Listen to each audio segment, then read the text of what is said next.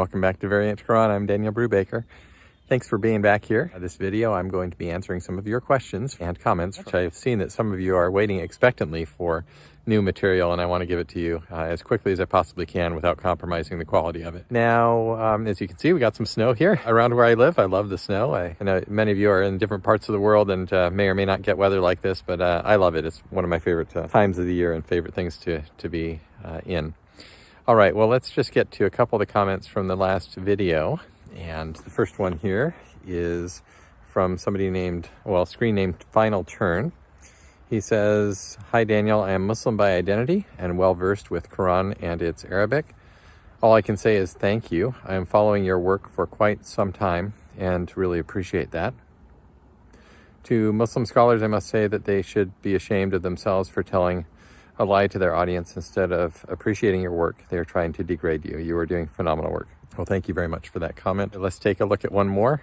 He or she says, "Regarding Arabic, the work you're doing with such ancient Arabic texts is quite impressive. Those manuscripts are almost impossible to read for a native speaker, and I am one.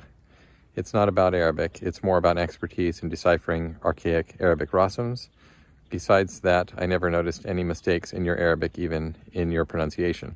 So, well, thank you very much for that comment. I don't want to say that I'm amazing in Arabic, but I do appreciate the input of native speakers on it from time to time, and I've been complimented at various times in travels on my Arabic and pronunciation, although it's far from perfect and far from complete, but it is very good to have encouraging words like that. And it's also very true that a major part of what I've had to do is to focus my attention on learning to read the old manuscripts, and that's, as I mentioned before, it's a technical task. It's not something that just any even native Arabic speaker can pick up and do. It's not an impossible task. Obviously, I've been able to do it, but it just takes a little bit of specific and focused study in an area that is not necessarily widely applicable. So thank you for recognizing that. Here's another one from Jacob Thomason, who says, "I'm a native Arabic speaker. Your work is amazing. Even your pronunciation is also really good. Keep it up."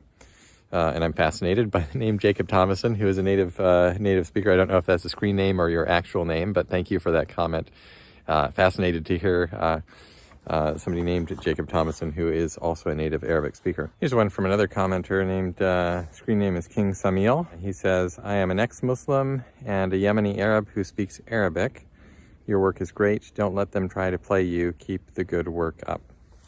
Thank you very much for that. It's once again great to have that from somebody who is a native speaker, a Yemeni native.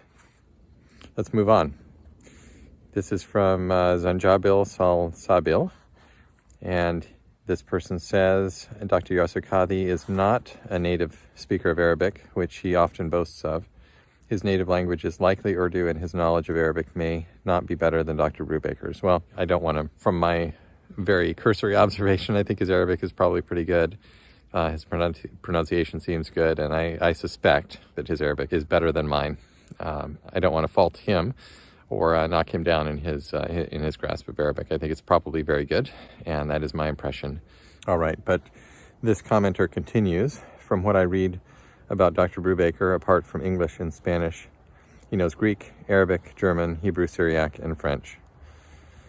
And Dr. Brubaker's knowledge of Hebrew and Syriac, in addition to Arabic, gives him a great deal of edge as a scholar of early Quranic manuscripts."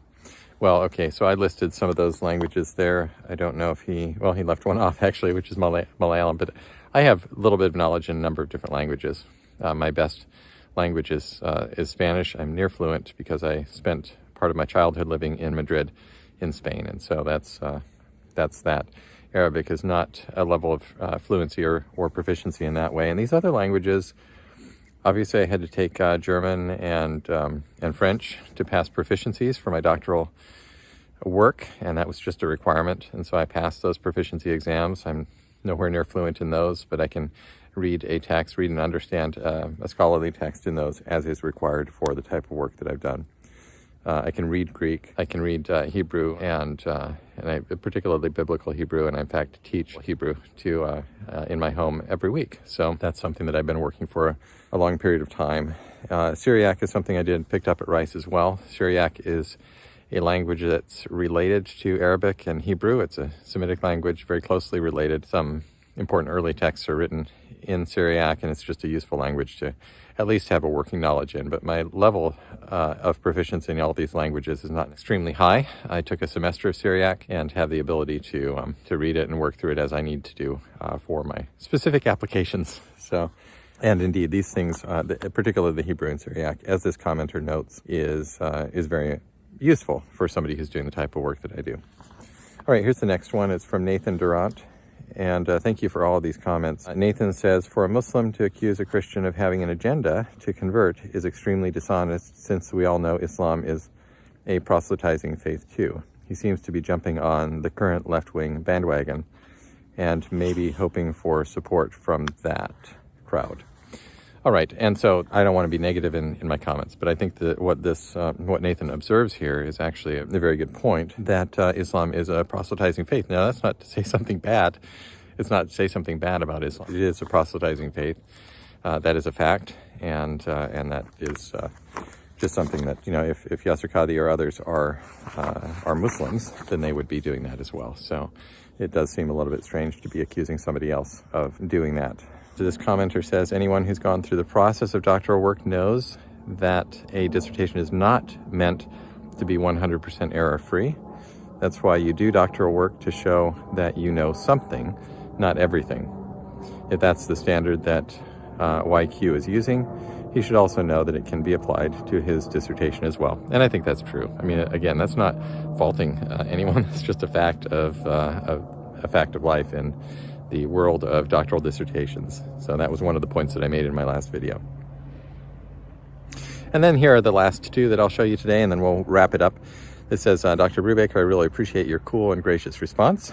And Nigel Grief says, Dr. Brubaker, you are a real gentleman. I respect your cool and collected manner. And there were a number of comments like that, but just wanted to thank you for those and acknowledge them and say I hope that my response is gracious and gentle. I don't want to be anyone's enemy. I do want to engage in the conversation, but there's no need to be nasty about stuff. So thank you very much for watching these videos. Please do like and subscribe. I'll try and get some more content out soon, and even more than that, to get my publications out and ready for you as well. Also working on staying in touch with Shadi Nasser, because he had mentioned we need to get him on here after the publication of his book.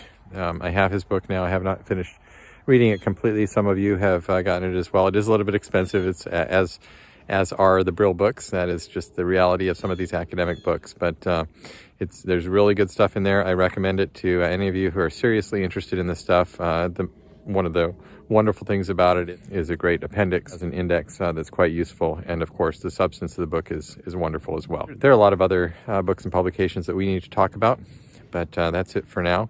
Thank you so much for paying attention, for tuning in and watching, for liking and subscribing, letting other people know about this channel. More stuff is coming. I actually have several more videos recorded, but the editing takes time, and I want to make sure that everything is good quality before I put it out there for you. So thank you. I know there are a lot of people interested in seeing more material. I want to get it out to you. Meanwhile, I'm so grateful for all of you, and thank you so much for your attention and interest, and we'll talk to you again soon. Bye.